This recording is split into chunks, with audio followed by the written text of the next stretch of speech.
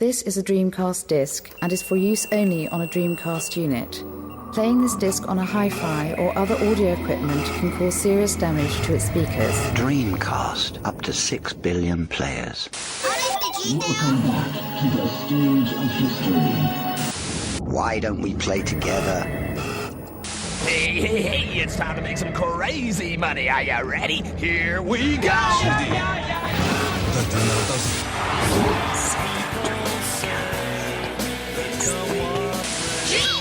Please stop this disc now.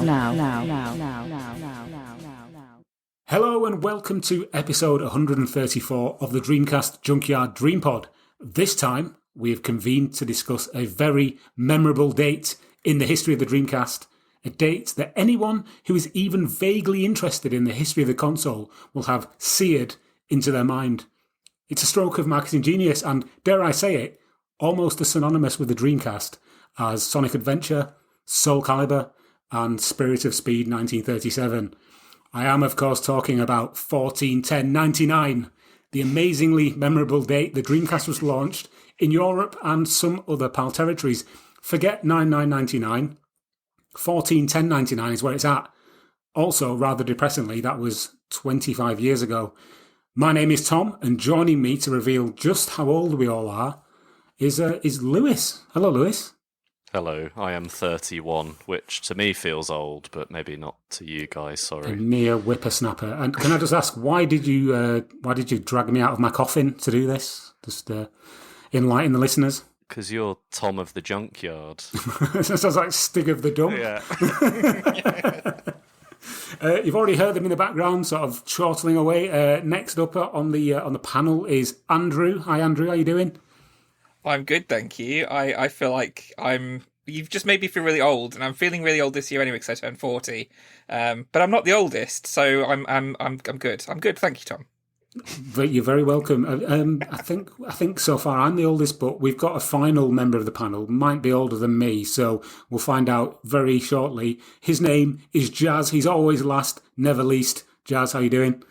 Good. I'm definitely not older than you. You are definitely older than me. Well, I turned 43 in a matter of months, so less is said about that, the better. It's not even close then. It's not even close. How old are you? I'm 41 this year. Jesus.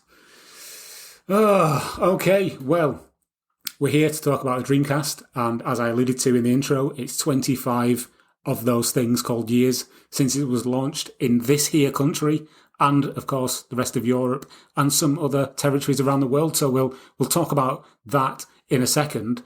But before we get to that point, we've reached a very, well, I was going to say important, but just a quite surprising milestone. And that milestone is 250,000 downloads of this here podcast. So we'd just like to say thank you, really, to everybody who's listening now, who's listened in the past, will listen in the future. Hopefully we will get to more than that if people are listening to this one.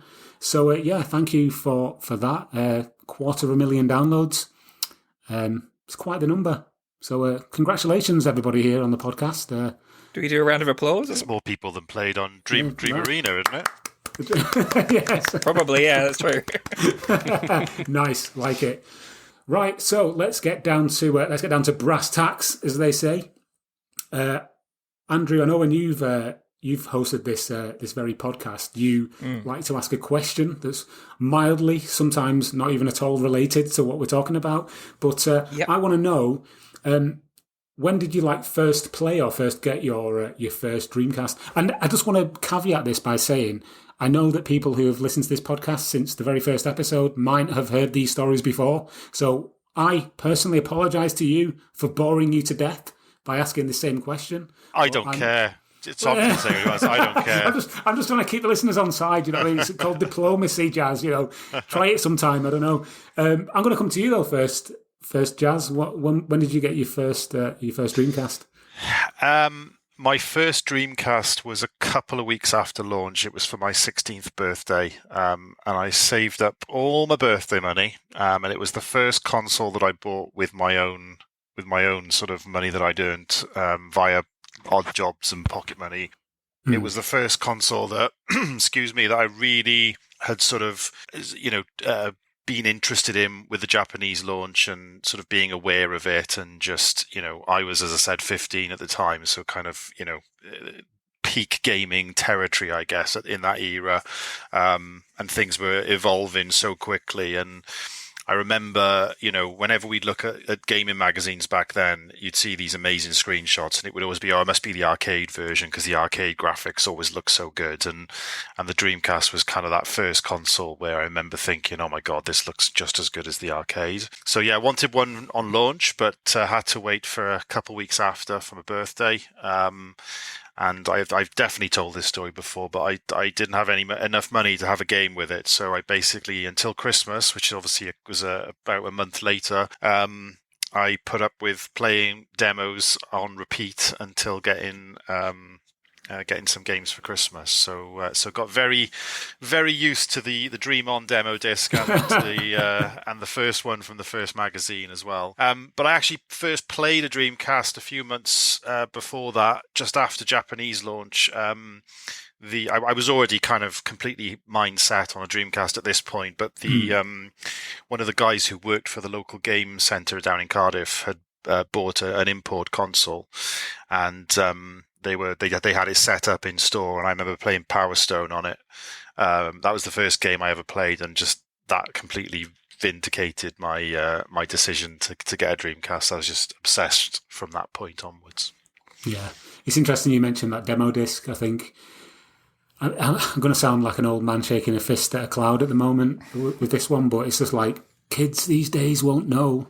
Getting a new console with a demo disc in it, and that's all you've got, Demo 1 or whatever it might have been, or the Sega Saturn demo disc, you've got nothing else to play, then that's all you've got. And the Dreamcast obviously was no different. So I mean, I became a bloody expert at Spain circuit on Monaco Grand Prix Simulator because that's pretty much all I played exclusively for about 2 months. It was just doing laps and laps and laps in that, with the occasional flutter of playing the first level of Sonic Adventure on repeat as well. That was pretty much my Dreamcast experience from day one. Brilliant.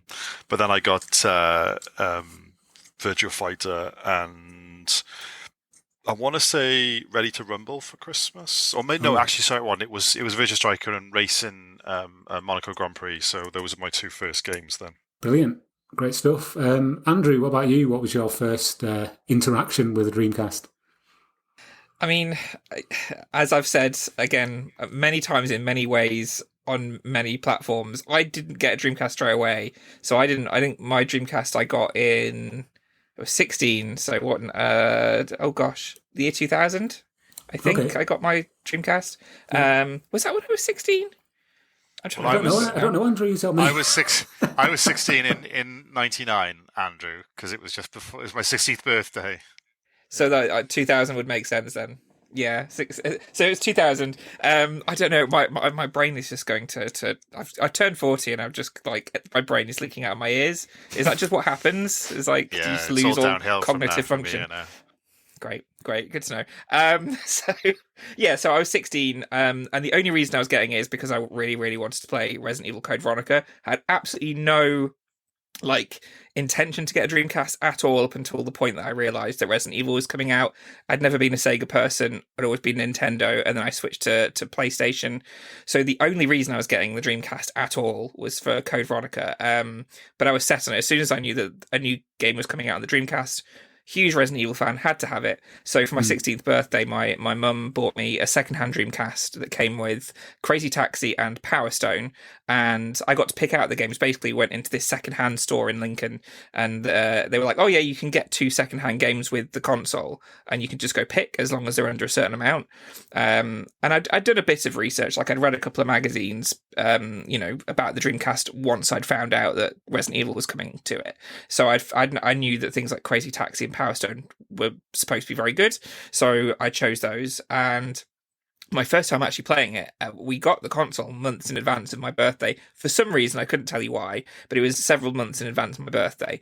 And I managed to convince my mum at least twice, probably 3 times, that I needed to test the console in advance of my birthday. So my very first memory of playing it. Just make sure it works. Yeah. Exactly. Yeah. Several hours later, I'm like, yeah, it works. It's good. But I got it, and so I remember, like, my mum had like a little TV in her bedroom, so I set up the Dreamcast in her bedroom on her little TV, and I played a few games of like Crazy Taxi and Power Stone, and that's kind of where I fell in love with it. Like, I was like, why did nobody tell me that games could be like this? This is incredible. But yeah, it was in my mum's room on her tiny little TV in her bedroom that I first played the Dreamcast, just because I was testing it, and it wasn't until like August of that year that I got to play it properly on the living room TV. The big telly, with Resident Evil Code Veronica. Yeah. The big telly, exactly. Yeah, kicking everybody out of the living room. But yeah, it was awesome. I was really excited about it, and having not been excited at all for it, realistically, I was like, whatever. I'm just getting it to play Resident Evil, and all of a sudden there was just like this whole world of new games open to me that I had no idea about, and it was amazing. So. And the rest, as they say, is history. You even apparently wrote a book at one point about the Dreamcast. So yeah. Apparently I did. Yeah, I can't remember now. I think, it's interesting you mentioned that, because I think gamers of a certain age, i.e. our age, will always remember those formative years playing on consoles on tiny tellies, and being able to play it on the big telly in the living room was just like, it never happened. So when you did actually get the opportunity to do it, it was like, oh, wow, look, it's even bigger, and I can actually see what I'm doing. It's not a tiny little thing. I remember at one point, I had a black and white telly, and I had to and I played, I'm sure it was ISS 64 on a black and white portable telly, and I could only tell who I was because the kits were like darker and lighter. Do you know what I mean? So I could see I could tell who my players were. God, that was horrendous. Anyway, let's move on. Lewis. Hey, yeah. Enlighten us about your first experience with the Dreamcast. I was 7 when I first played the Dreamcast. My friend had one.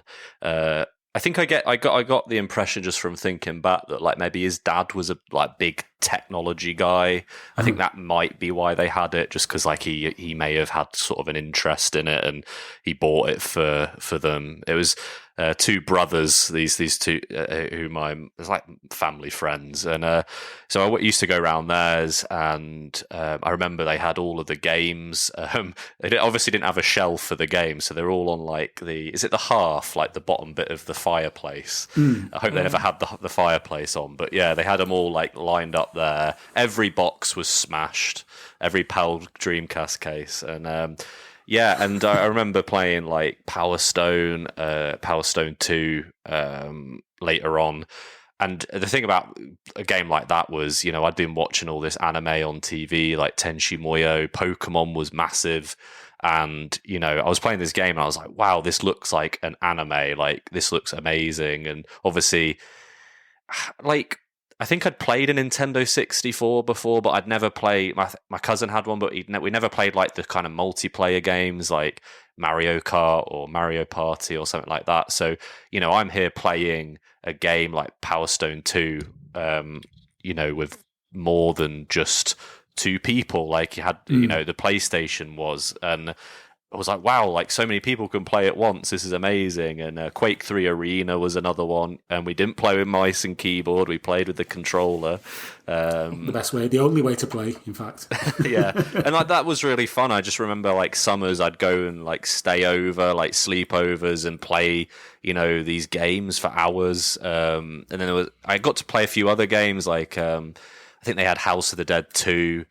And I vividly remember arguing with my friend's mum. I had like a bit of a mouth on me, really. I was like, she comes over and she's like, you can't play this one. It's like whatever age rating, you're not old enough. And then we were like, okay, we'll play Quake 3 instead. And they're like, no, she goes, no, this one's like I don't know what the age rating on Quake. It's an older people's game. And she was, and I was like, we've played this loads of times, there's nothing wrong with it, why won't you let us play it? Because I was like obviously like so obsessed with this console, just playing it at my friend's house. I was like, how dare you deny me playing the Dreamcast? So yeah, I remember my friend had Shenmue as well, and his family was Scottish, so he'd call it Shamui. He's like, I'm going to play some Shamui. And I don't remember I think I remember watching him play it for like 5 minutes and was like, oh, this is a bit boring. boring. Let's play Power Stone. Get Quake 3 back on. Well-informed lads.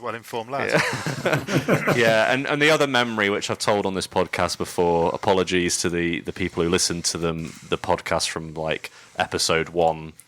A lot of people do that. Apparently, they listen in like big marathons. But yeah, I remember I walked into the house one day, and he's playing SEGA bass fishing, and he's just like reeling in a fish at like, and he's like, "Wah!" And I was like, "What the hell is this?" Like, I didn't say hell because I was 7, but yeah, like, you know, I was like, "What is this game?" Like, and yeah, it was pretty like incredible to me, and I don't know, it was just something about like how colourful it was, and how you know, I was playing it with my friends and having like a blast, and yeah, unfortunately I had to move house, so I moved like pretty far away from there, and I was like, there was no more Dreamcast because none of my friends had them. They all had PS2s.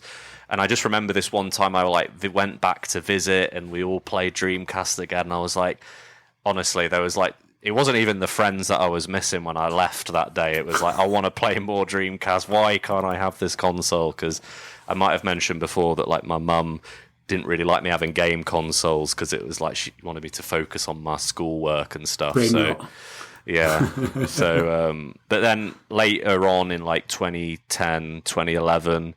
I you know, with my first job, I bought a Dreamcast, and yeah, that was sort of the start of the journey, really, like collecting games, and that's when I properly played Shenmue. And despite James's agreement just then, I discovered it was a very good game.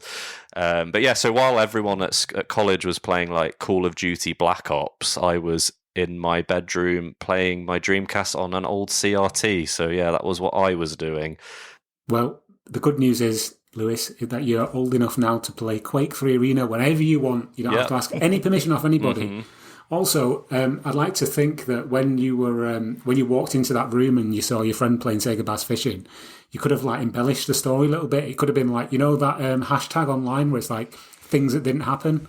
Like the camera span round and you kind of lifted up your shades and was like, "Holy Mother of God." That's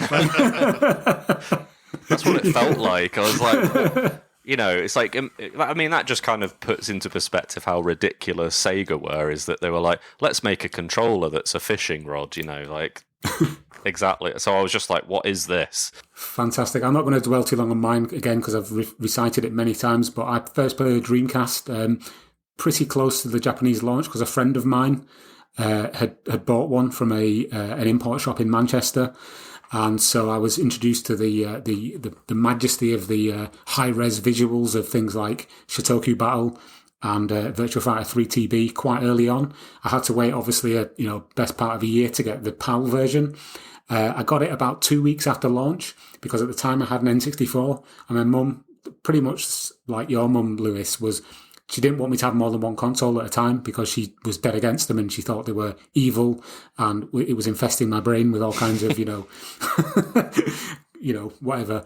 So I had to sell my N64 and then get the Dreamcast, and I didn't get the Dreamcast until I'd already bought a game in anticipation, and that game was Speed Devils, and I had that game for about 2 weeks before I got the Dreamcast. So that manual was read cover to cover. I could probably still recite the game manual for Speed Devils word for word now in 2024. But it was just the anticipation of being able to actually finally play it. And it didn't disappoint.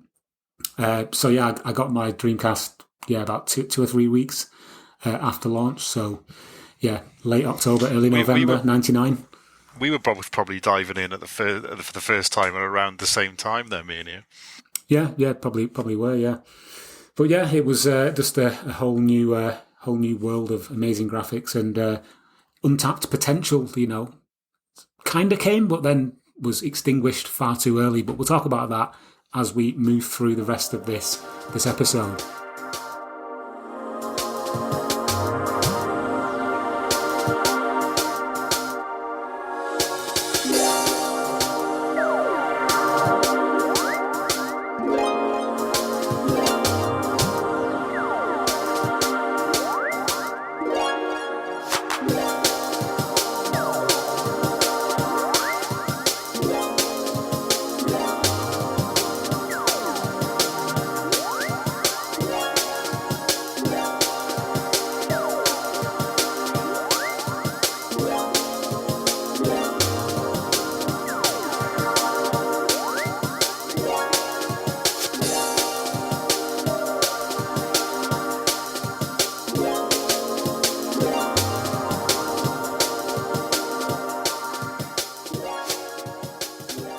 That's a great kind of history of where we all kind of got on board with the Dreamcast. So I thought what we would do is just talk a little bit about the various launches around the European continent, and also the Australian launch, because that was also a PAL derived system. But before we get to that, we're going to talk a little bit about things like the blue swirl.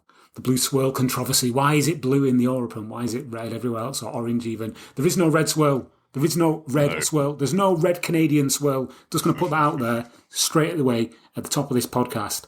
It's orange and there's blue. That's it. You've just given like fire to the conspiracy theorists by saying red and correcting yourselves though, because people are like, oh, he slipped, he said it. I know. Yeah, it's true. I was actually looking at the red light on my microphone when I said that, so that's why. Don't forget about the green swirl. I don't know if you guys remember when you... Go on, enlighten us. No, this is a behind the scenes for the listeners. One time, I think it was when you and Andrew interviewed, is it Giles Thomas? And you came into WhatsApp and you're like, oh, he gave us this big scoop that was supposed to be in a green swirl for Australia. And I was like, oh my God, this is like scoop of the century. This is going to be so interesting, like, for people to hear. And then Andrew's like, yeah, I was just chatting shit. It's not actually a thing. you know how like rumours online can spread. You know what I mean? Yeah, the green swirl for Australia, amazing. But yeah, the reason for the blue swirl, as I'm sure most people listening to this will be aware, is that there was a company in Germany called Tavola who were publishing PC games and edutainment titles at the time of the Dreamcast, and they had an orange swirl as their logo. So, you know, what did Sega do? Quick, change the colour of it. So they did to blue, and that apparently got around Tavola's lawyers. I do actually have 2 Tavola titles. I found them at a car boot sale. One day I was looking at this random tat in a box, and I just happened to come across these 2 like edutainment titles. I was like, oh, they're like tenuously linked to the history of the Dreamcast. I'm buying them. And they were like 50p each or something. So I do actually have them somewhere in my collection of, Aldi bags of Dreamcasts somewhere in various cupboards around the house. It is great though that, like, you know, it sort of worked out for the best, because I think, you know, European Dreamcast fans have that kind of whole identity thing that they can attach themselves to, like, oh, the blue swirl, you know, and everyone argues about it online. But yeah, it's a cool thing that there's sort of a regional difference, I suppose. Yeah, you don't really get that. I don't think after the Dreamcast there was ever any kind of differentiation of a console logo. I don't think there was before, really. I mean, I was obviously, you know, different names completely, like Genesis and Mega Drive, but even those shared very similar branding. I was just thinking the same thing. I don't think there's ever been a different color logo from one region to the other. But also, interestingly, like, obviously in America, they really played on the Sega brand as far as the logo. You know, it's often referred to as the Sega Dreamcast, whereas that really wasn't the case in Europe. You know, it was Dreamcast and Dreamcast only. I mean, obviously we know that they kept the Sega logo pretty small on the console, and, you know, I'm looking at the actual PAL console box now, and there's absolutely no mention of Sega on it at all. It's that lovely minimalistic blue box that wouldn't look out of place for modern tech, to be honest.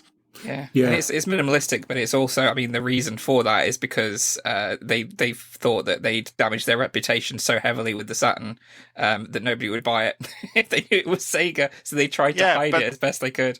But that was true in America as well, right? Apparently, I mean, not so much in Japan, but definitely in America. Yeah, I guess maybe Sega had more hold, still more sway in I think it did particularly badly in Europe, and obviously the Sega had essentially different companies in different regions, and they all made their own decisions almost separately from each other, especially in terms of marketing. So it's certainly here they were like, yeah, let's try and minimize Sega and let's just go on the Dreamcast brand. And part of that was that, and part of it was because it was cool and trendy. It was, I guess, taking after the whole PlayStation thing, where, you know, not many people would say Sony PlayStation, they would just say PlayStation. So I guess that's part of it too.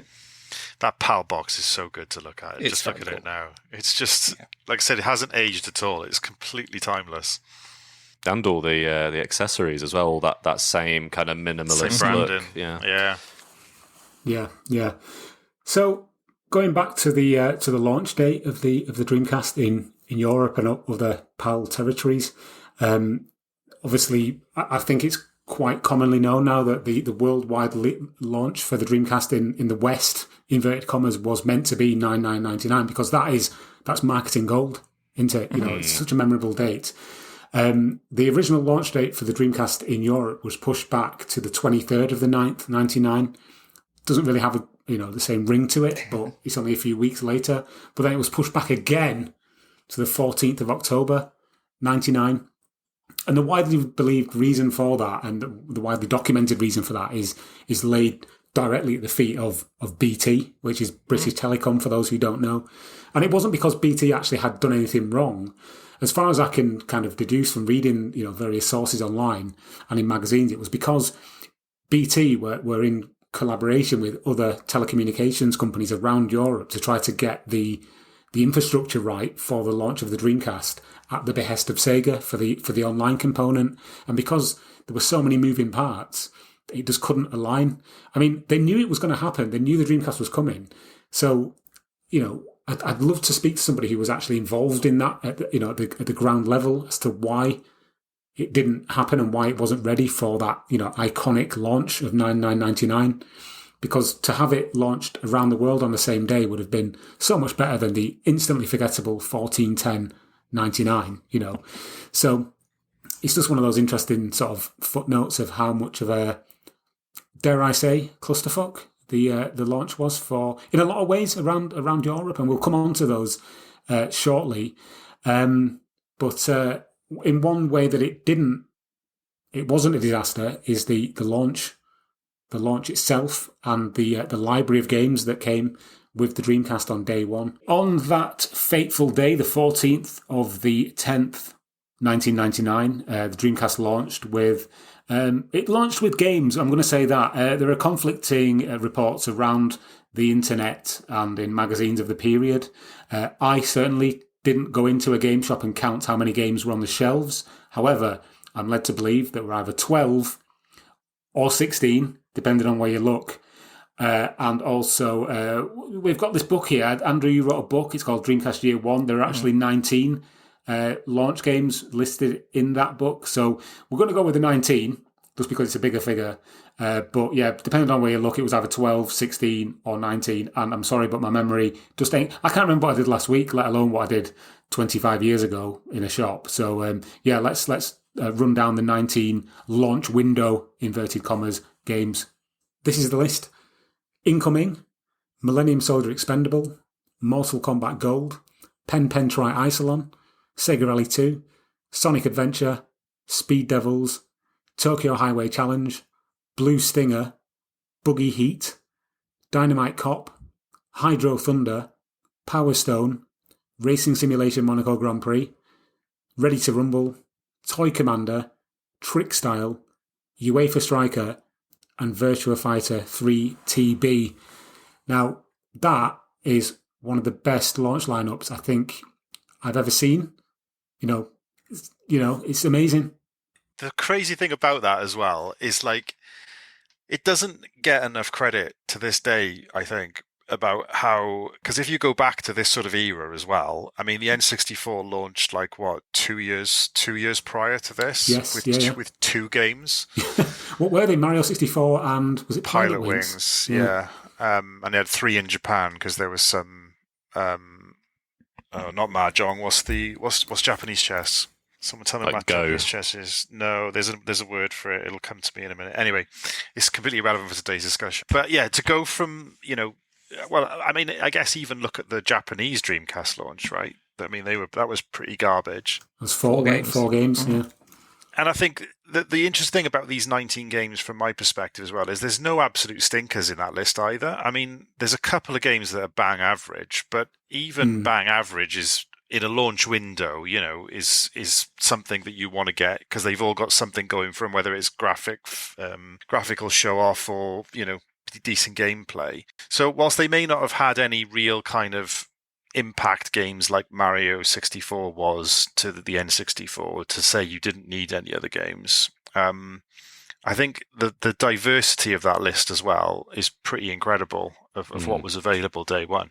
You also, I suppose, the delay in release helped in a way for software, because you've got like Sega Rally 2, Dynamite Cop, and Toy Commander, although Toy Commander didn't come out until later, and I think it's like a month later in US. But yeah, so like there is a few sort of extra like bangers in that list for Europe, which is great. Any standout titles there for you, Andrew, that you're particularly fond of?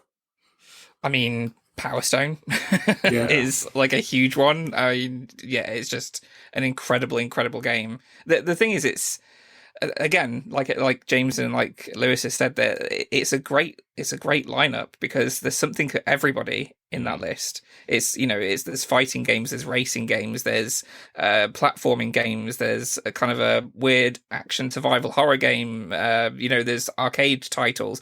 There's literally something that everybody could play, and I don't think that we have that in any other, not that I'm aware of, in any other kind of console launch, especially not during that time. But yeah, for me, Power Stone was kind of like far and away just the best. Like I could play that over and over. I'm so excited that that's coming back in some form. Yeah, you're right. If I cast my mind back, if 16-year-old Jazz actually had some money to spend on games, and say I could afford to buy like 2 or 3 games, I'd really struggle to pick 2 or 3 out of that list. There's so many pros and cons for each of them. I probably would have picked Sonic back then, and maybe Monaco Grand Prix, and then it's kind of a what else do I get at that point? It's such a good mix of games. And obviously, things like Soul Calibur were literally just round the corner as well. So it was from a launch window perspective, it was mega strong. I think if I had to choose maybe 2 or 3 that are what you would maybe describe as the weakest or the runts of the litter, I think I'd probably go for Mortal Kombat Gold, Millennium Soldier, and possibly Trick Style. And Trick Style only because of the frame rate, because it's just not great to play. Going back to UEFA Striker. I mean, UEFA Striker it's all right. It's a decent football game. It's probably one of the better football games, as we know now, for the Dreamcast. The one thing that really annoyed me and rankled me a lot about that game, though, was the fact that the goalkeepers have no gloves. Like, what? Why? Why do they have no gloves? I mean, Jonathan Pierce is just over the top as a commentator, and it's got no real like names or anything like that, but it looks great. And once you know how you can score the cheap goals, you can score every time. But I thought it just looked amazing, and it actually played all right as well. I forget that Soul Calibur wasn't a European launch game. That's so weird, because it was in North America, wasn't it? So yeah, it was only a couple of weeks later, I think. Yeah, it might even have been a week late or something. I know it was super close. It was December, so it was a couple of months later. I wonder why it was moved over. That's really interesting. But the thing that's mad as well is there's games here that you would consider Dreamcast like staples, whereas like name a good game that was a PS4 launch game, like. Does anyone remember what the PS4 launch games were? Resogun was the only one that people. Okay, that was a banger. Yeah, but it's like that's not why you're buying a PS4. Do you know what I mean? No. You're not buying a PS4 to play an indie game. I think the only reason people got that anyway was because didn't they have like issues with the online, remember. So they gave it for free anyway. But yeah, so there's a lot of like great standout titles here. Dynamite Cop, Sonic Adventure, Power Stone. Yeah. Those are ones I particularly love out of that list. Unsung hero, before we move on, is Incoming. Just because for me at the time, it was a bit of a graphical powerhouse. Seeing those UFOs just explode in massive explosions was like, wow, it's like Independence Day, but it's playable. Wow, look at it. Millennium Soldier, incidentally, that was another one of the early demos that I played continuously for 2 months. So I could write an FAQ on the first level of that game, but I haven't got a clue what happens after that because I've never played it since. I just always remember the weird sort of like morphing of the environment when the boss would come at the end of the level and the world would just kind of like just weirdly undulate. It was such an odd visual sort of style. Like, it just weird.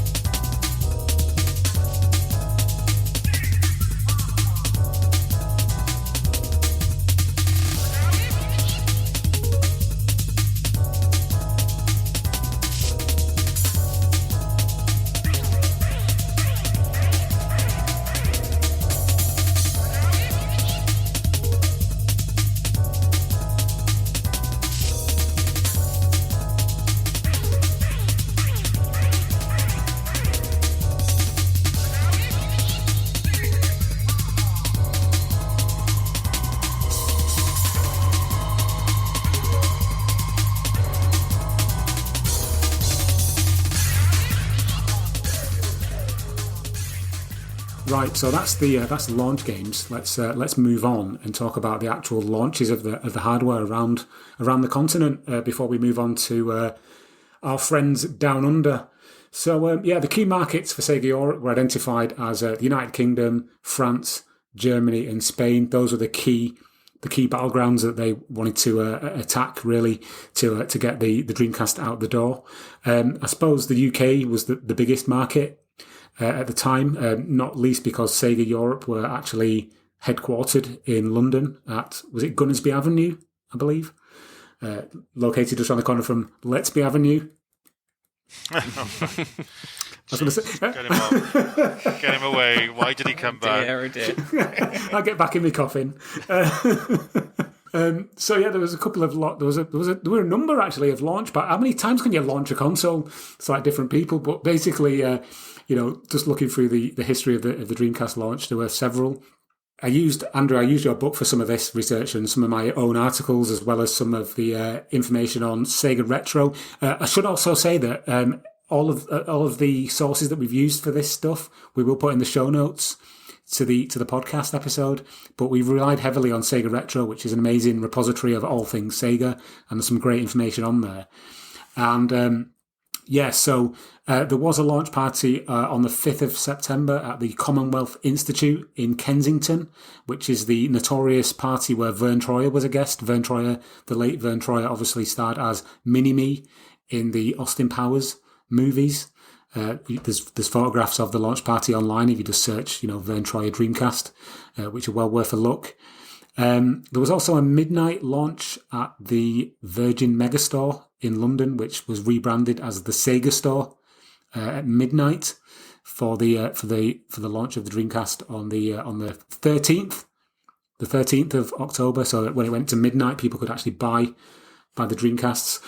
One story that actually popped out to me that I thought I'd stick a pin in just to kind of recite on this episode was the story of somebody getting stabbed outside the Croydon branch of Electronics Boutique after buying a Dreamcast just after midnight. And the assailant apparently was described as a 16-year-old girl. And this was actually documented in the December 1999 issue of the official Dreamcast magazine on page 23, if you wanted to read it yourself. There's an article there from the Croydon Guardian, which details the stabbing of a Dreamcast fledgling fan, queuing up to buy a Dreamcast on that launch night. I hope it had a happy ending. Did the guy survive? Did he get to play the Dreamcast? More importantly, I mean, I did look. I tried to find any more information about this story, but there's precious little. Especially now that Google has destroyed itself with all this AI stuff.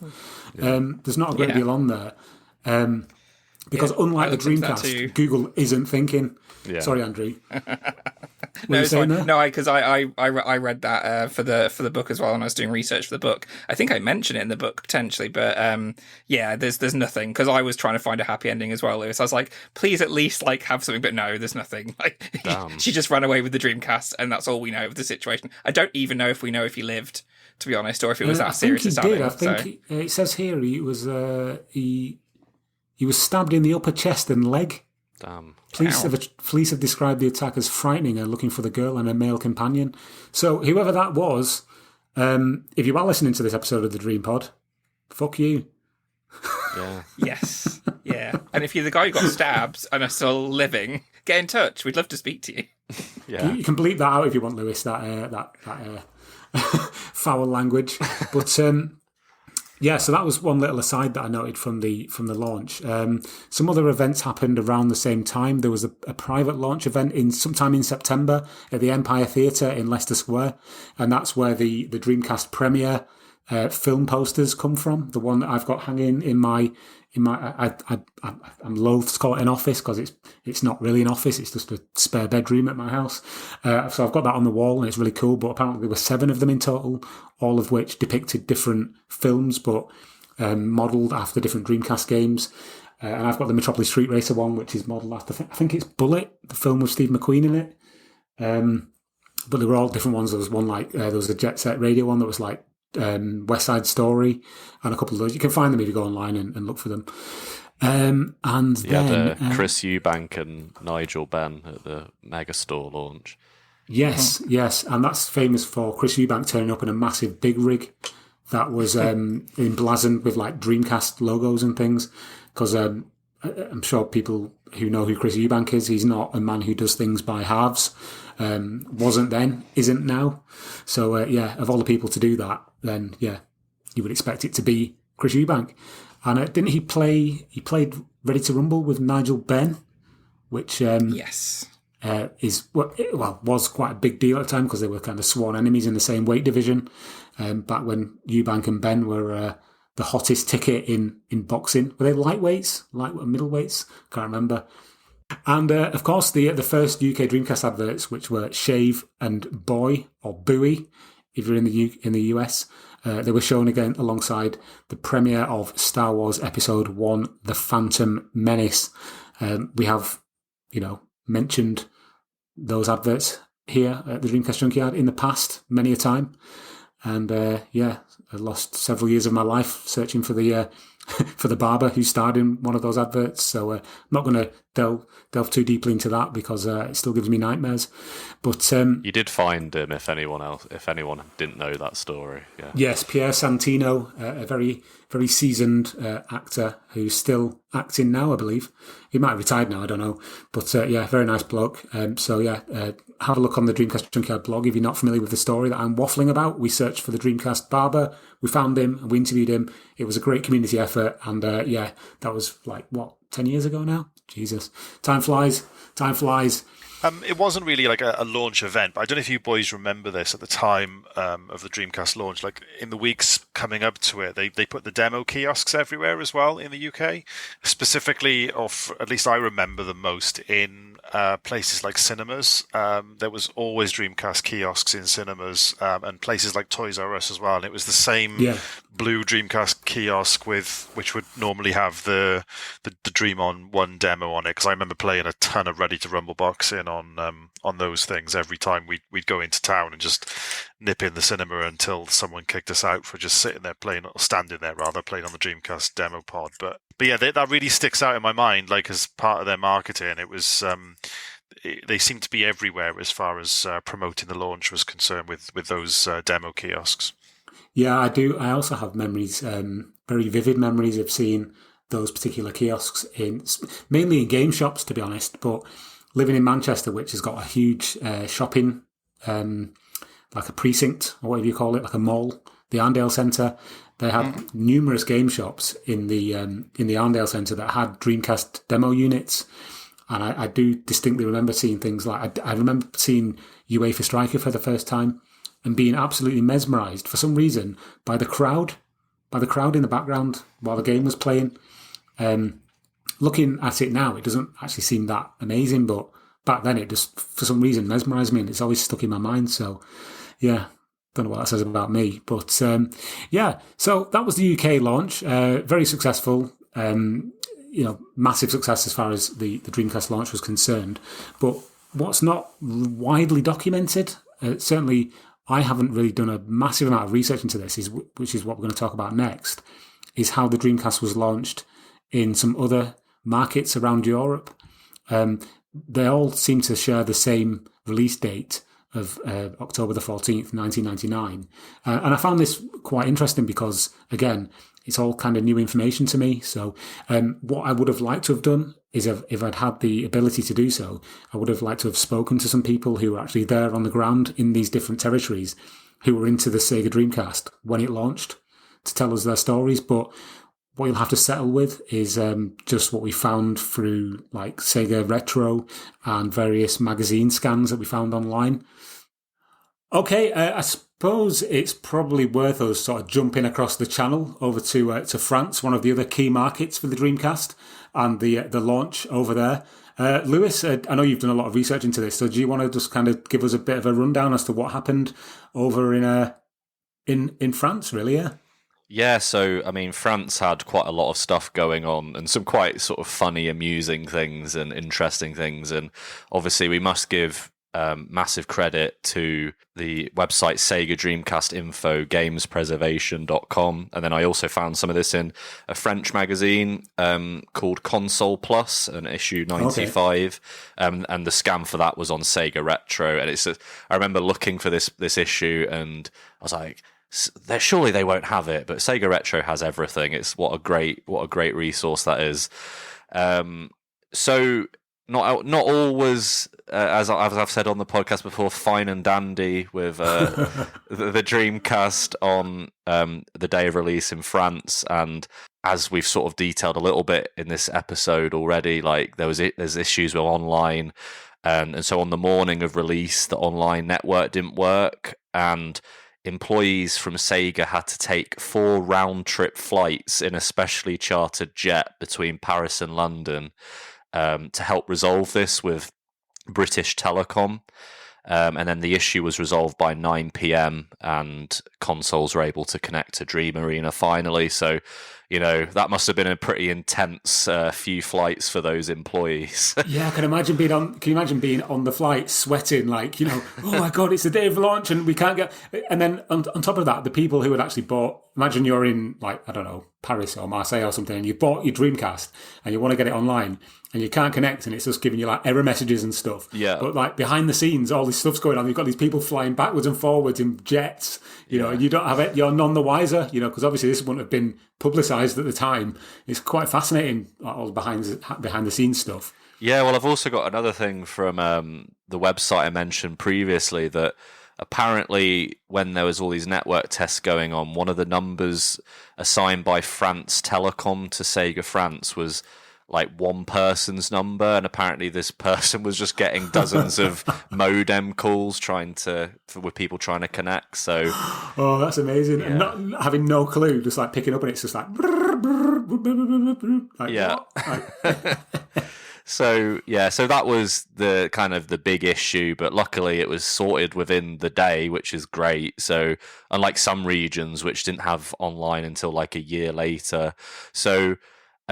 Like the UK, which we just detailed, there was also launch parties. So there was one private event, one public event. Yeah, the Virgin Megastore again was here, which makes me wonder if maybe Sega had some kind of they were friendly with Virgin, because I mean, Virgin Interactive did publish quite a few PAL games, like Capcom stuff. So I don't know if there's some kind of connection they had there, but this was in Champs-Élysées. Sorry if I mispronounced that, but yeah, that was Champs-Élysées. That was where the Virgin Megastore was, that had the big party with all the Sega France bosses, and this was the one where, the public could attend, and, the first Dreamcasts were sold. And then there was also an official VIP launch party at the France America show. We had, Chris Eubank and... Nigel Benn, yeah. But interestingly, in France, they had an Italian porn star and director called Rocco Siffredi, who was known as the, quote, Italian Stallion, and has starred in more than 1,300 pornographic films with such highlights as Buttman's Ultimate Workout, and Bend Over Brazilian Babes 2, if you want to check those out, check out some of his works. But yeah, and you might be wondering why a porn star of all people was a special guest at this launch, and apparently it was just the fact that he knew someone at Sega, and apparently he was signing consoles and other items that were given to him. And yeah, there was a signed console that apparently sold on eBay for quite a bit of money at some point so many years back. I wonder if that sold for more or less than the Limp Bizkit signed Dreamcast. Yeah, I mean, yeah, maybe. I mean, I've never heard of this guy, but it sounds like he's a bit of a celebrity. Yeah. Well, he was also featured in a ad for Trick Style, where he was stark bollock naked with... Was that him? Is that actually him? It is actually him in the ad, with a copy of Trick Style covering his private parts, and then a French caption that translates to "Getting laid is mostly a question of style." And I thought about this, like how I don't know, it's such a like Sega of that era ad, like, and I feel like it sort of taps into that sort of trendy lads mag kind of vibe that I feel like, I think you said this before when you interviewed Giles Thomas, like they were sort of going not for like teenagers but like adults, and it's like, you know, this is a man's console, you know, and it actually says he, you know, his name, and it says Dreamcast player, you know, this guy who, you know, is in all these porn movies, he plays the Dreamcast too. And it's sort of, I don't know, it's kind of almost saying if you play Dreamcast you're going to get laid. It's like, yeah, when Buttman is not taking part in his ultimate workout or bending over Brazilian babes, he's playing his Dreamcast. Yeah. You can do this too. Exactly. Yeah. And then I had a few quotes here from the French magazine Console Plus, issue 95. So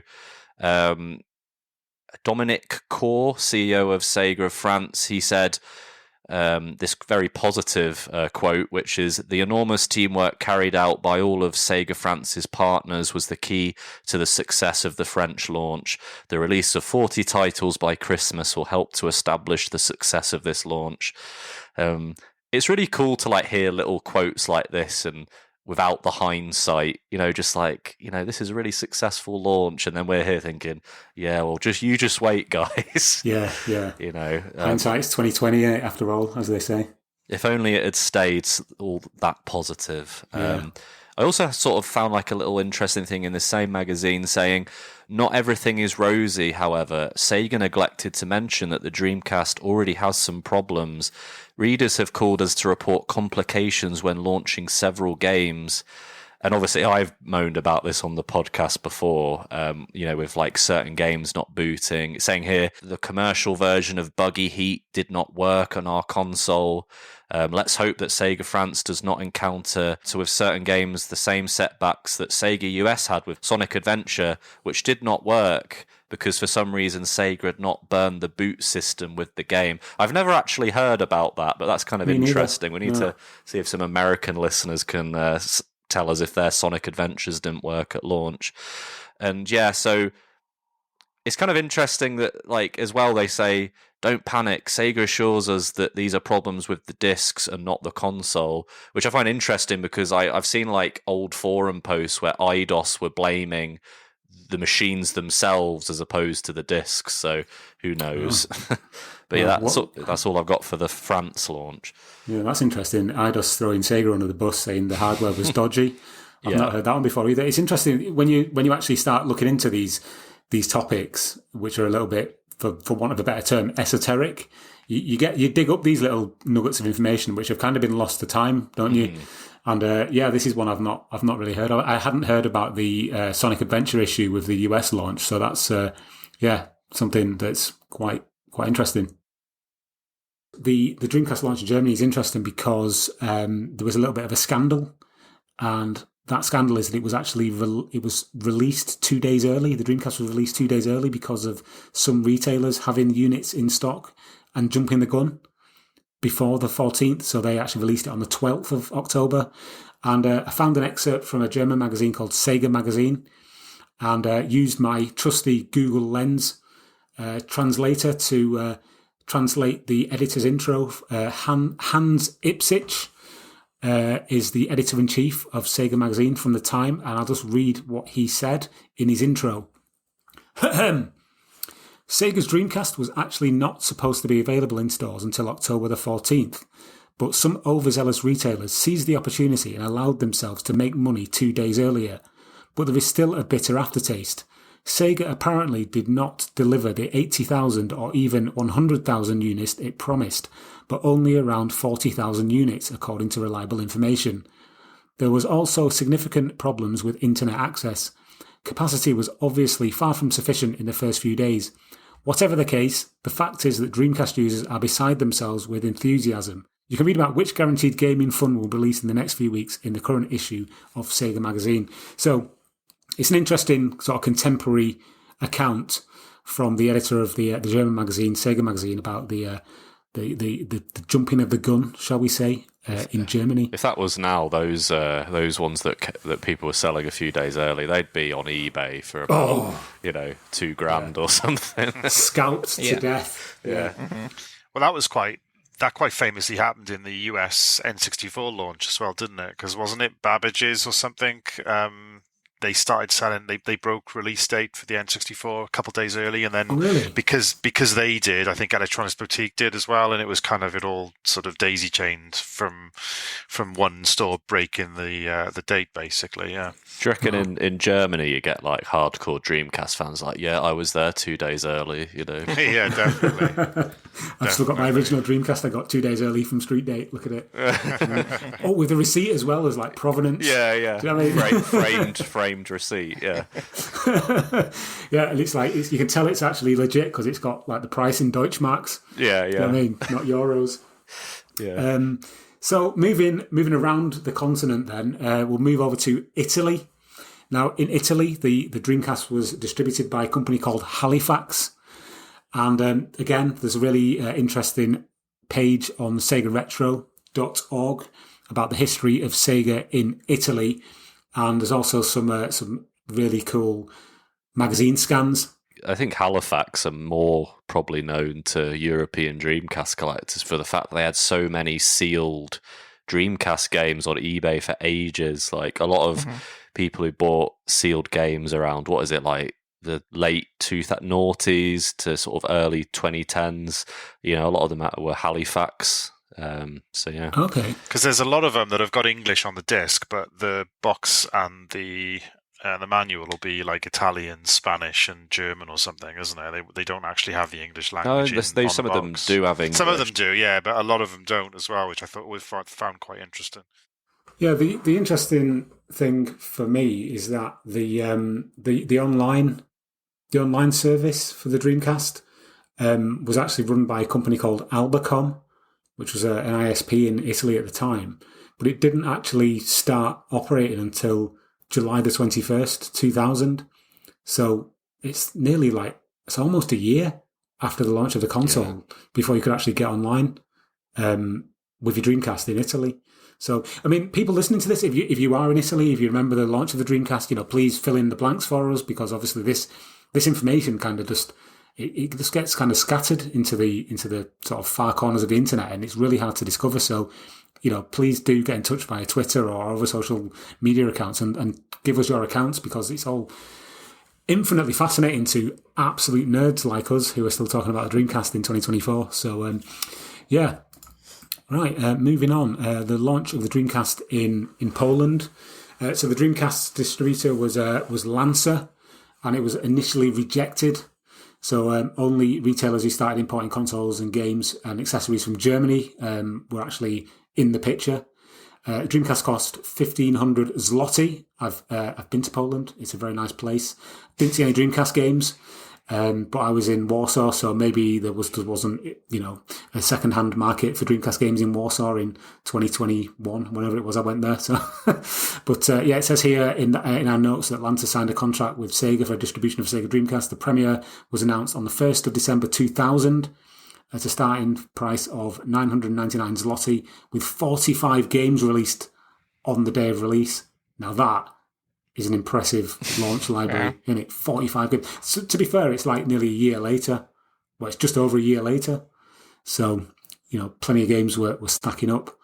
Back of the box is translated into Polish using self-made stickers. I think Mike's got some of those, hasn't he? Mike Phelan, where he's got the Polish... translation stuck on the back of the box onto the plastic. Mm-hmm. That was very similar to what a lot of the Canadian games did. They just got the American box with a Canadian sticker on the back and a Canadian manual put in obviously in French, not Canadian, obviously. Put on the back of the box, which is I always thought was quite interesting. So we've got the Portuguese launch as well, this is information from KC, our friend KC over at Sega Lounge. And he basically tells us that the distributor of the Dreamcast in Portugal was Ecofilms, who served as Sega Portugal at the time. The price at the time of launch was 49,900 Portuguese escudos, which was equivalent to €249.99. as they were transitioning to the Euro at the time. Casey, if you are listening to this podcast, please do again reach out and tell us a little bit more about the launch, because it's not something that I'm hugely au fait with, as you can probably tell from the last 20 minutes of my voice. All right, let's move over to the Benelux territory. Benelux, I like that term. It's like sounds like Benadryl, doesn't it? You know, the medicine. But Benelux, for those who are not initiated, is basically the collective term for the Netherlands, Belgium, and Luxembourg. Mm-hmm. And when looking into this, the main source of information on this whole topic, which we're going to just get into in a second, was a fantastic article which was published on a website called Gaming Alexandria. Again, the full link will be in the show notes, so you can go and read it yourself. And I would implore you to do so, because it's really, really fascinating. And it's by a Dutch journalist who goes by the online name Wietse. I think that's how you pronounce it. If not, then I apologise, but I don't speak Dutch. But just as a sort of a preamble to Sega's fortunes in the Netherlands before the Dreamcast launched, this was an interesting fact that I discovered on this article, or in this article rather, is that in 1997, Sega only sold 2,000 Saturns in the whole of the Netherlands, right? Which is obviously a minuscule amount, but even more surprising is that 2,000 figure only brought up the overall sales of the Saturn in the Netherlands to 7,000. 7,000. That's terrible. You know, no wonder nobody really knew much about. But the thing is, reading through this article, again, which we'll link to on Gaming Alexandria, you know, Sega had quite a big. They were well known, you know, throughout the sort of the 16-bit era within the Benelux region. But just coming back to the main point of this podcast, we'll talk about the Dreamcast launch. So. The article that I'm referring to again for the third time is titled "How the Sega Dreamcast Almost Went Unreleased in the Netherlands." And this is an absolutely fascinating story, and again harks back to all of the other things we've said about how kind of tin pot some of it was behind the scenes. We talked earlier about how the French launch was a bit weird because people were flying back and forward in jets because they couldn't link to the network, etc. Well, check this one out. Basically, In Benelux, in the Benelux region, Sega had entered negotiations with 4 distributors for the Dreamcast. So one called R&P, one called Contact Data, one called Audax, and the final one, which was called AtolSoft. And over a period of weeks and months, it appears that talks only reached an advanced stage with 2 of them, which were Audax and AtolSoft, who were both well established in that region. And where the weirdness kind of begins is that Audax was apparently under a bit of a gentleman's agreement to distribute the Dreamcast in the Netherlands, while AtolSoft were going to do the distribution in Belgium. But somewhere along the line, both companies assumed that the other one was in advanced talks to distribute within the whole region, but neither had actually any further discussions with Sega, which just seems insane, doesn't it, when you think about it and read it out like that. But when the issue was finally discovered, there were some other problems in that neither distributor could get a marketing budget from Sega, because Sega were focusing on the key markets, as we've mentioned already, which were UK, Germany, France, and Spain. And so it was kind of left up in the air, according to this article, which I have no reason to, not believe, because it's just such a well-researched and well-written article. But apparently 6 weeks before the proposed launch, AtolSoft they'd been acquired by Big Ben Interactive. We all know that name, I'm sure.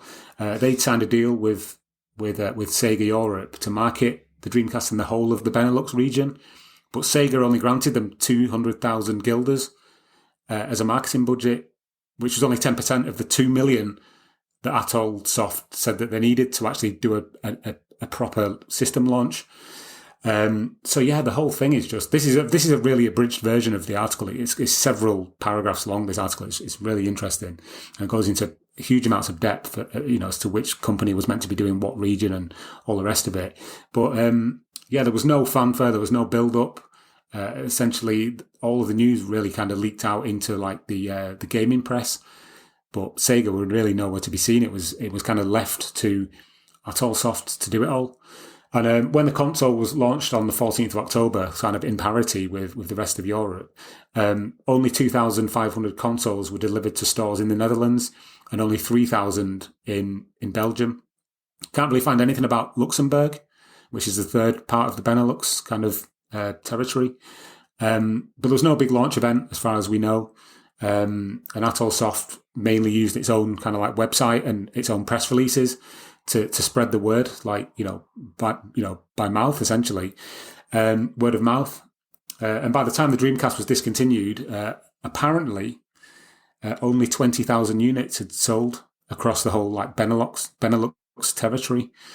So yeah, that's a kind of a missed goal from Sega there, because they were so intent on focusing on the key markets, as I mentioned.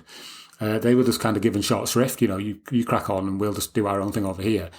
You can't imagine that happening today, can you? That a company would completely ignore a whole region like that. It's bonkers. It sort of makes me like, because obviously we always give Sega this sort of like benefit of the doubt as like this misunderstood. The Benelux of the doubt.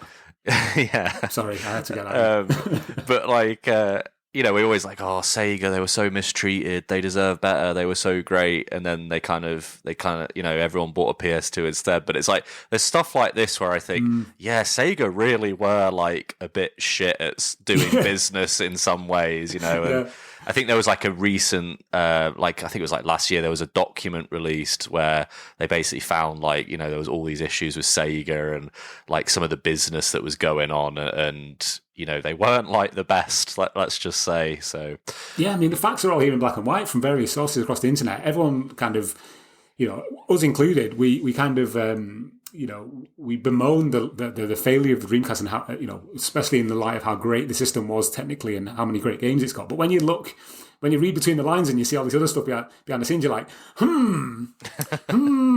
there's something going on here. I can't quite put my finger on it why the Dreamcast failed. But, you completely failed to launch the system in various quite huge markets. Exactly. Interesting, yeah. Anyway, like I say, I would urge anyone to read the article on Gaming Alexandria, the link will be in the show notes. Yeah, and then the last one we've actually really got any like huge amount of content on is the launch of the Dreamcast in Spain, and the main kind of source for information here is from Sega16.com. They've reproduced an interview with. I'm just trying to find out what his actual title was at Sega. His name is Jose Angel Sanchez, and he was quite high up at Sega during the 90s and throughout the Dreamcast launch. And for all intents and purposes, it looks like the Spanish launch of the Dreamcast was actually quite successful. 35% of the people who've bought Dreamcasts in Europe accessed the internet through Dream Arena. So, yeah, like I say, information is quite hard to come by. But yeah, from what I can gather, it was fairly good launch in Spain as well as the other countries we've mentioned. He's got a great Spanish name as well, Jose Angel Sanchez. I mean, if you had to guess where he was from, you'd be on the money, I think. But we're going to come over to the motherlode now. The jewel, if you will, in the crown of crapness, which was the Australian launch fiasco, if you will. Now, huge props for most of this information has to go to yourself, Lewis, obviously for finding this, but also to a YouTuber who goes by the name of The Adventures of Russell. Again, we will put links in the show notes about what went down under. Lewis, do you want to take us through this and talk about the main points of what actually happened? Yeah, sure. In Australia. So some people might be wondering why Australia falls under PAL territories, and I think over the years it's kind of, the term PAL has kind of lost its original meaning a little bit. Yeah. And so a lot of people conflate the term PAL maybe with meaning Europe. So I think I've been guilty of doing this, to be honest. Yeah, same. But it's basically all to do with the types of TVs that we were using. So in the case of Australia, they were using PAL TVs, so that stands for Phase Alternation Line, and that was the video format standard. And that was what was also used in most European countries. So when Sega were releasing games in Australia, they were PAL, the PAL games that we got as well. And obviously in America, they used NTSC, which is National Television System Committee. That's the format there. And then Japan used NTSCJ, which is similar to the NTSC, but with minor differences. So yeah, if you didn't know that, now you do. Yeah, so basically Sega used to have a partner in Australia, for like the Mega Drive called OziSoft, which is a great name, but what they eventually did with the Dreamcast wasn't so great. But they, I think at this point, were no longer partnered with Sega. I think they were bought out by another company. So these were the distributors anyway, and so the console was in Australia was delayed until the 30th of November 1999, and this was blamed on high demand in Europe, a shortage of chips because of an earthquake in Taiwan, and similar to what we had over in the UK as well with BT, they also had a delay due to the fact that they had to adapt the Dream Key software to work with Australian internet.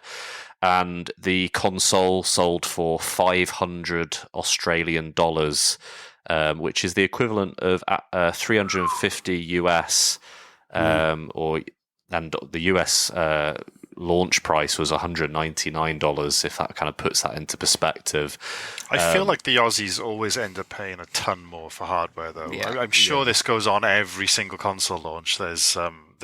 They get shafted on price.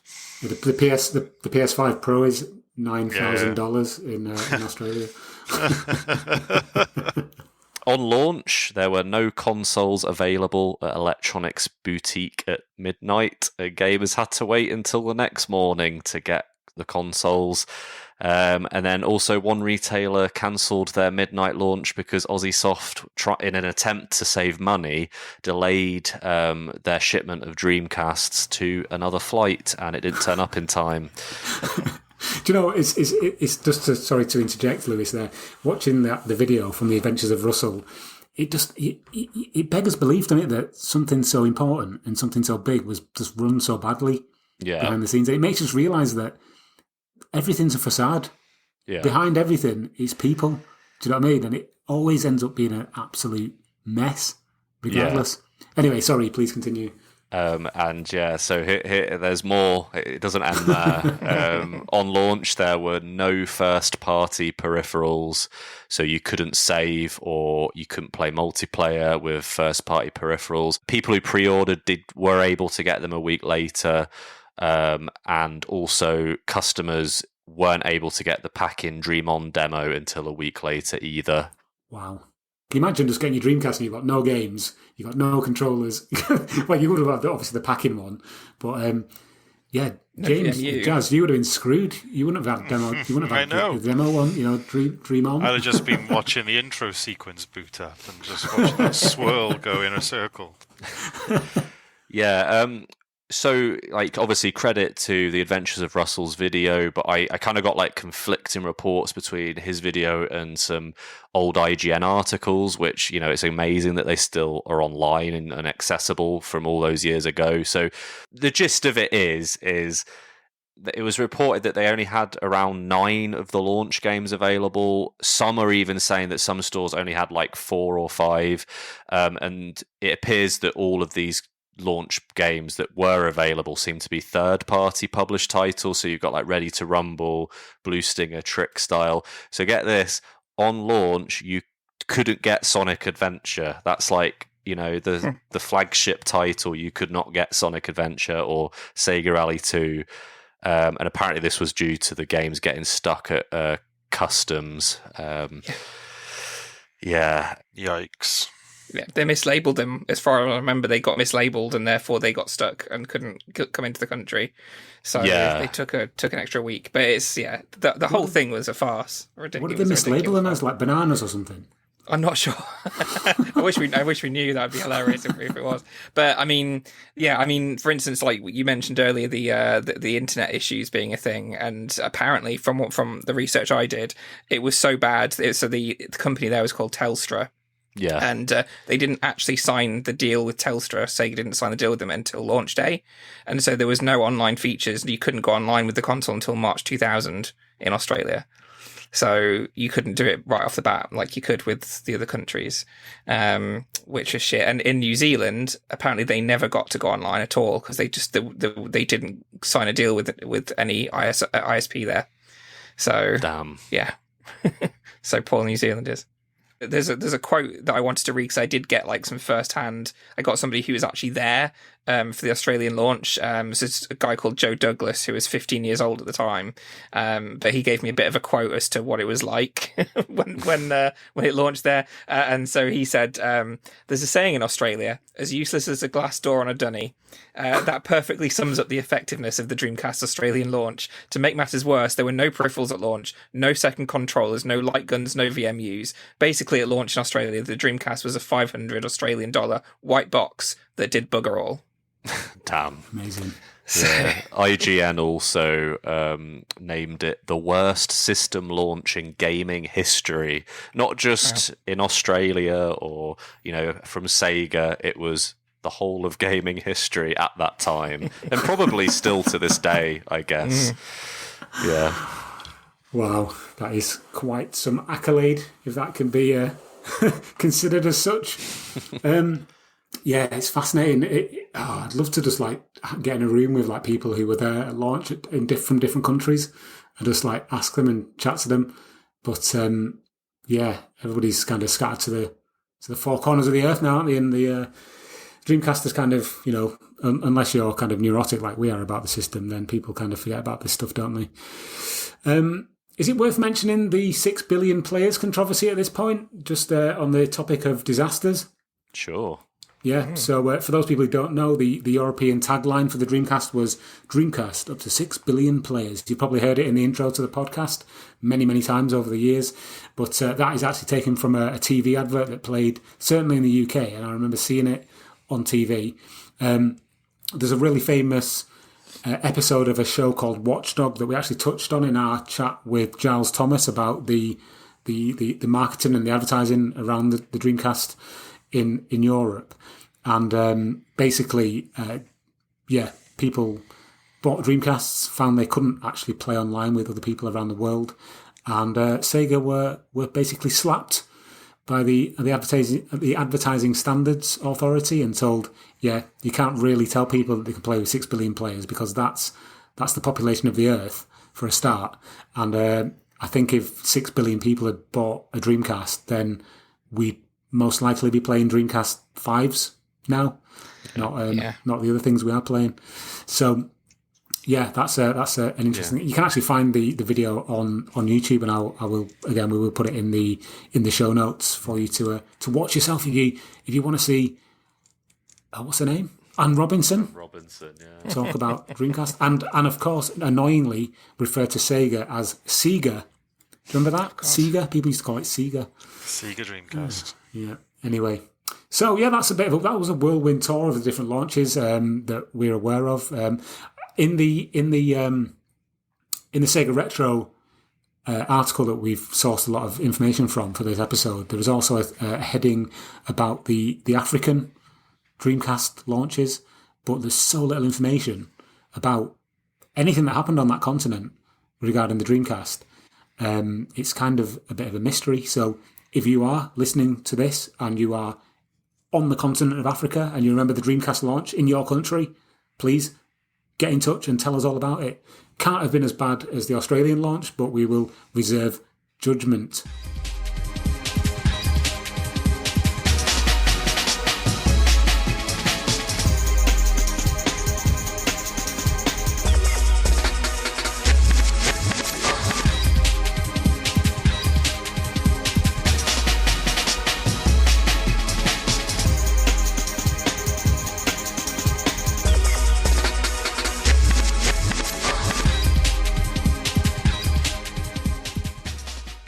come to the point in the podcast now where I believe we might have a quiz. Is this correct? Is this information correct? Or have I been fed dud information? Jazz? Did someone say a quiz?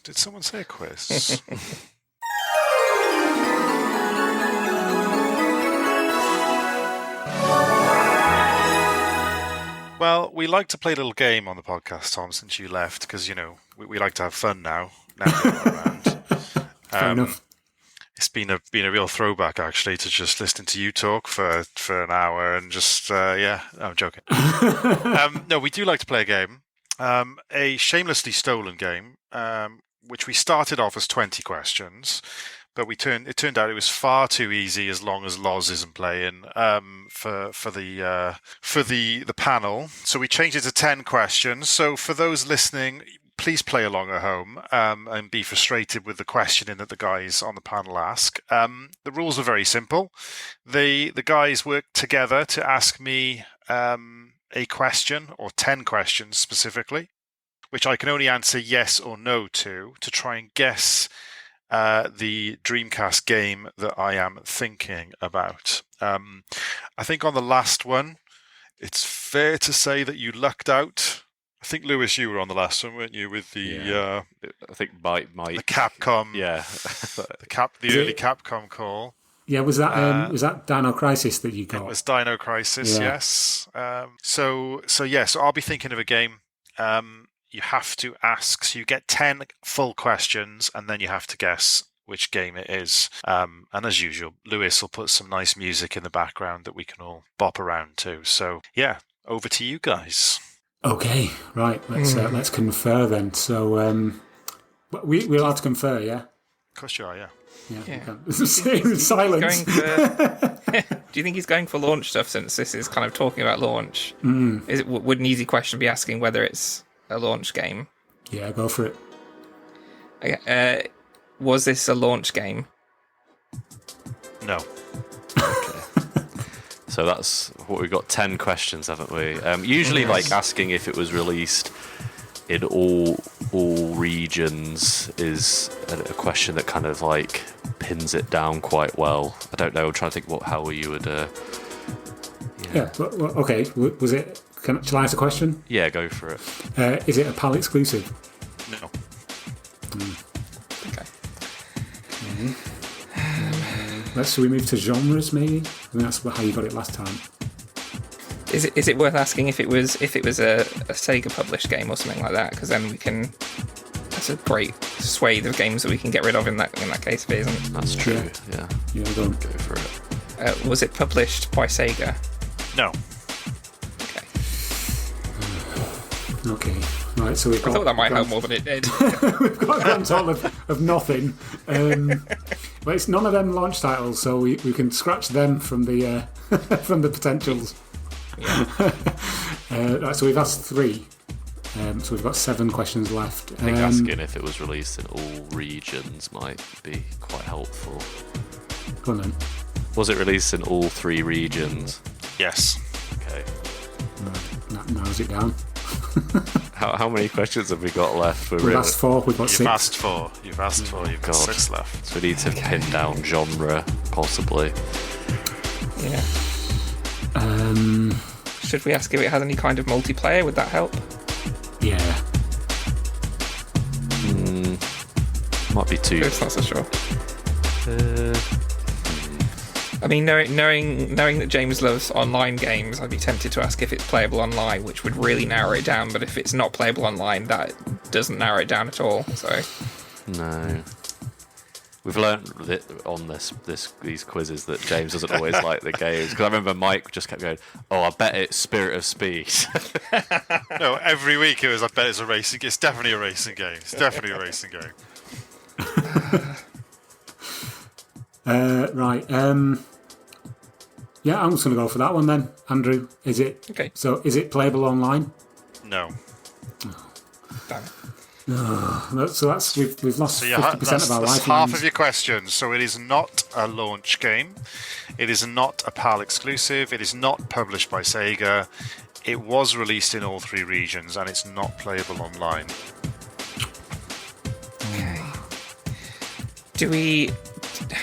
Should we ask something like, does it have a human protagonist? Because that would split it into, like, if it doesn't, then that's like some kind of animal protagonist or car, or you're not actually playing as a human, or I don't know. That might be a silly question. Go for it, Andrew. Do it. Oh well, Lewis, I'll defer to you, to be honest. I don't want to waste our questions. That is quite a good one, Andrew. I wonder if we should, I still think we should pin down genre, but there's so many. How do we get through them all? It's tough, yeah, to pin down the genre. So can I interject with potentially a little bit of help on that front? So Okay. you could ask, for example, is it a genre A, B, or C game, which at least gives you, if it's a yes, you know it's one of those three, or if it's a no, you can eliminate those three, so you're not having to ask three separate questions. Just as an example. Because I can see you struggling, to be honest, guys. You're loving this because you've wanted us to struggle for a while. I do. I have wanted you to struggle. I was convinced you wouldn't get Dynasty Crisis. The biggest ones, right, would be shmup, fighting game, or racing game, right? Yeah. If we can get rid of those as a possibility. Do you think? Yeah. Sure. Yeah. Do it. Is the game a shmup, racing game, or fighting game? No. Oh, okay. How many have we got left then, Jazz? 4. That's your sixth question. So yeah, 4 more questions. So it's not fighting, not shmup, What about? not racing. And this isn't me asking the question. This is me conferring with my colleagues. What about asking about whether it makes sort of heavy use of a peripheral that isn't the controller? That's true. Yeah. Yeah. Go for it, Tom. Jazz, does it make... Is heavy use the right term? Does it make use of a controller that isn't, or a peripheral that isn't the standard Dreamcast controller? No. Right, wow. So 3 questions left. My God. Yeah. So that basically discounts anything that uses the keyboard or the steering wheel or the light gun or the maracas. Get on with it then.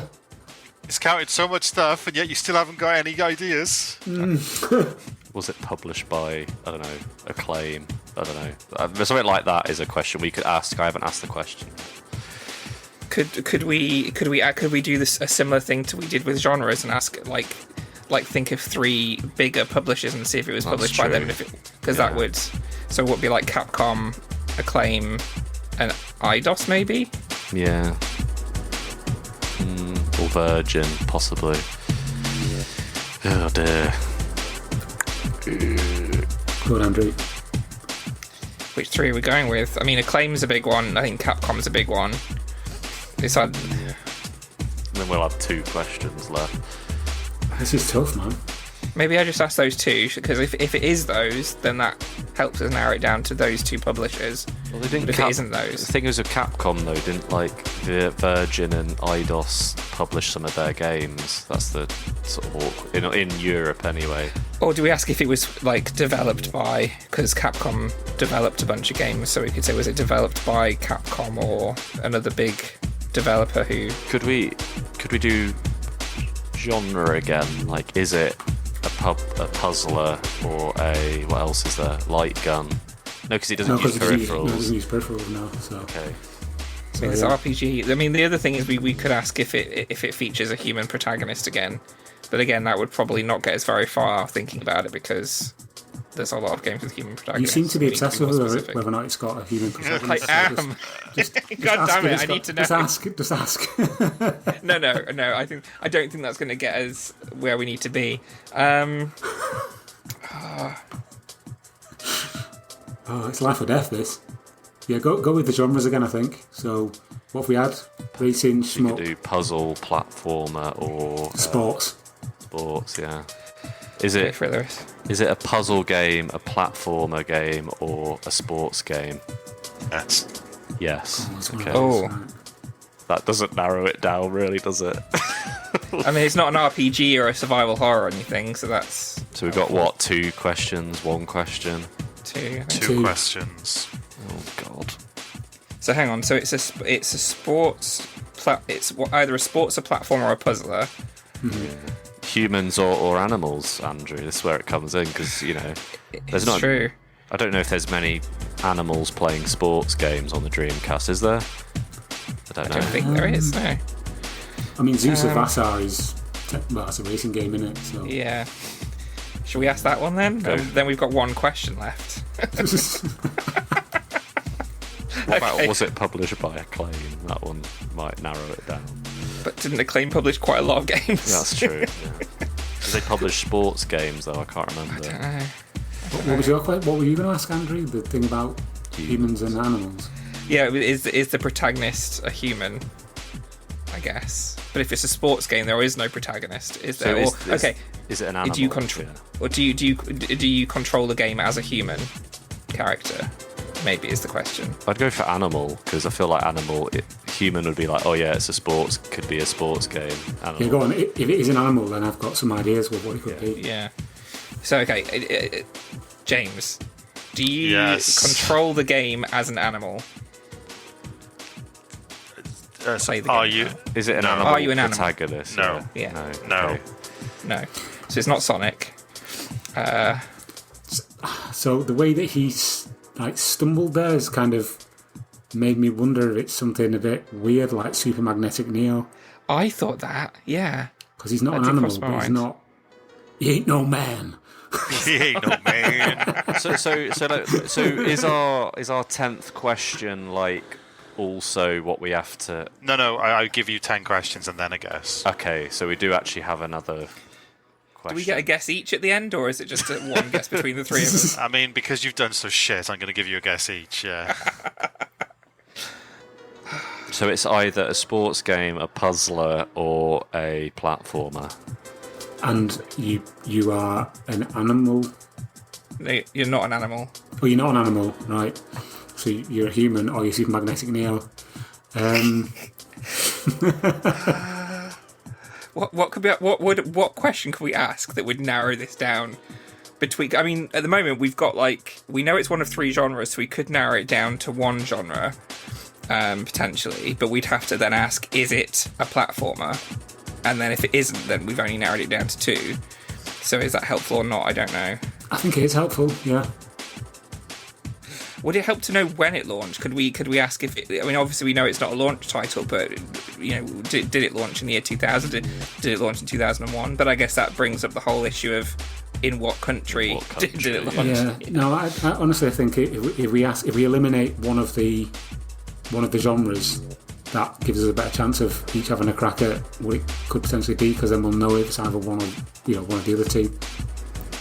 Do you think we just flat out ask, is it a platformer? Do you think that's a good one? Could you do is it not a platformer?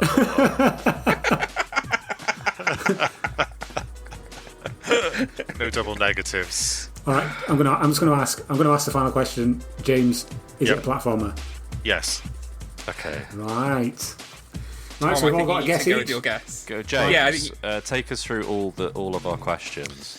Okay, it's not a launch game, it's not a PAL exclusive, it's not published by SEGA, it's released in all three regions, it's not playable online, it is not a shmup racing or fighting game, it doesn't take use of any peripherals, it is a puzzle or platformer or sports game, it is not an animal character, and it is a platformer.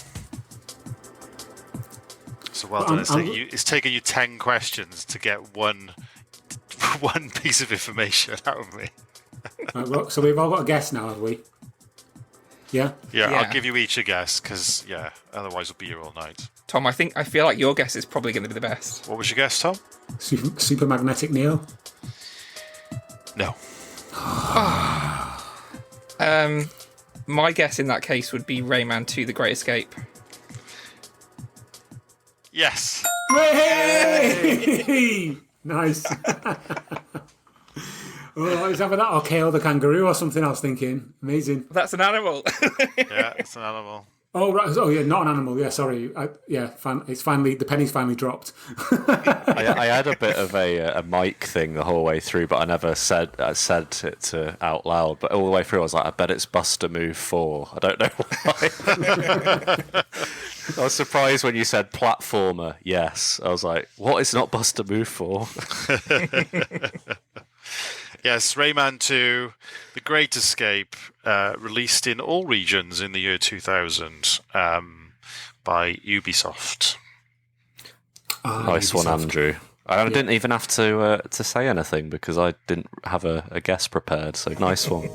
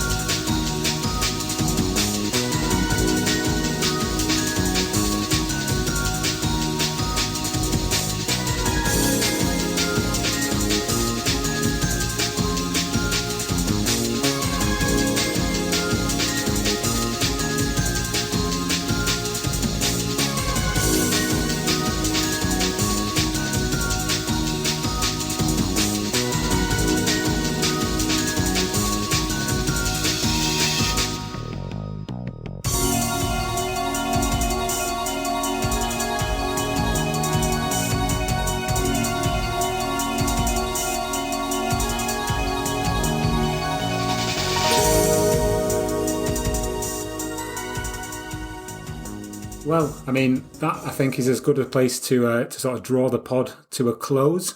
We've talked about our memories of the Dreamcast launch, that amazingly memorable 14th of the 10th, 1999. Some of the disasters around Europe and down under, and like I said, we'll put all of our kind of resources and places that we got all this information in our show notes. But yeah, I mean, thank you, Jazz, for the quiz, and congratulations, Andrew, for guessing that correctly. We grabbed victory from the jaws of defeat there, didn't we? So that was that was good. Anyway, I think that's going to be it for this episode. Thank you very much for again dragging me out of my tomb to present the DreamPod again. It's been a blast. I've enjoyed it. And let's just go around the room and where can people find everybody online? I mean, Lewis, where can people find you online? You can find me on Twitter /X at LewisJFC. Obviously, I'm on the blog, which you'll plug soon. I will indeed. Andrew, where can people find you? I'm on X, formerly known as Twitter, as everybody says now, at Oddment84. You can also find me at We Are Gamebound, which is the company that I now run, which is fun. And also, if you do fancy reading Dreamcast Year 1 and you're one of the few people who listens to this podcast who hasn't read it yet, if you want a digital copy, you can go to bit.ly/DCY Digital, and we'll put the link in the show notes as well, I guess. Fantastic. And Jazz, where can people find you if they so desire? I'm on X at Agile Harvey, and that's pretty much it. Fabulous. Well, you can't find me anywhere because I'm not on any social media anymore because I'm free from the shackles of social media, free from Elon Musk's talons. But you can find us all as a collective at the Dreamcast Junkyard. The main blog is thedreamcastjunkyard.co.uk. You can find us on X at the DC Junkyard. You can find us on all the other different platforms, Facebook, YouTube. Just search for the Dreamcast Junkyard. All that remains for me to say is thank you so much for listening to us painfully battle through Jazz's quiz and also stumble our way through the different launches of the Dreamcast around Europe and in Australia. And thanks so much for the 250,000 and counting downloads. Until the next time, it's goodbye from me and it's goodbye from them. So we'll see you on the flip side. Goodbye.